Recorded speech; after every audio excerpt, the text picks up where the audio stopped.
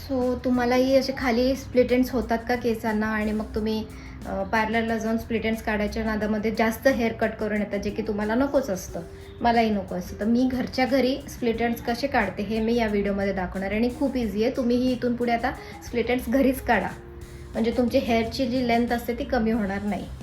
आणि जेव्हा split ends थोडे थोडे छोटे छोटे असतात ना, तेव्हाच तुम्ही कट करा, म्हणजे तुम्हाला जास्त हे नाही पडणार, म्हणजे ते वाढणारच नाहीत तुमचे.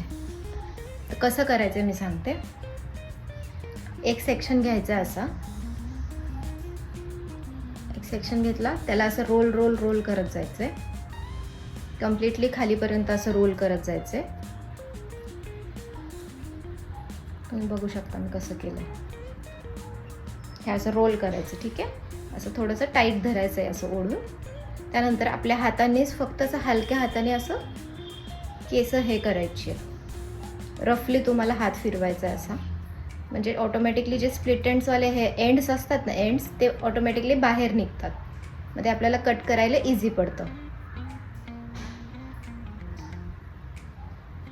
बघू शकता तुम्ही इथे असे बाहेर आलेत केस, त्यालाच डबल एंड्स असतात, स्प्लिट एंड्स असतात, ते आपल्याला कट करायचे आहेत. आता हे जे बाहेर आलेत ना केस, ते तुम्हाला असे कट करायचे. तुम्हाला दिसतीलच तिथे स्प्लिट एंड्स, ते तुम्ही कट करत जायचे. एंड्सला पण थोडं चेक करायचे कुठे दिसत आहेत का.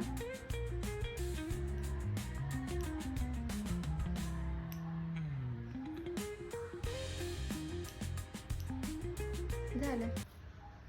इतकं तर सोपं आहे स्प्लिट एंड्स काढणं. हा फक्त जर तुमचे हेअर्स खूप लॉंग असेल आणि दाट असेल तर थोडा टाईम लागू शकतो, पण जर तुम्हाला केसांची लेंथ कमी करायची नसेल पार्लरमध्ये जाऊन, तर मग तुम्ही ही घरच्या घरी इझी ट्रिक वापरू शकता.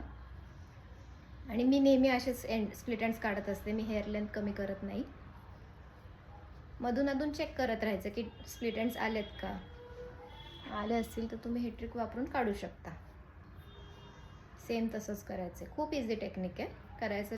असंच तुम्ही सगळ्या हेअर्सचे तुमचे स्प्लिट एंड्स तुम्ही काढू शकता. आता तुम्हाला स्प्लिट एंड्स काढायसाठी हेअर लेंथ कमी करायची गरज नाही. बाय बाय, भेटूया पुढच्या व्हिडिओत.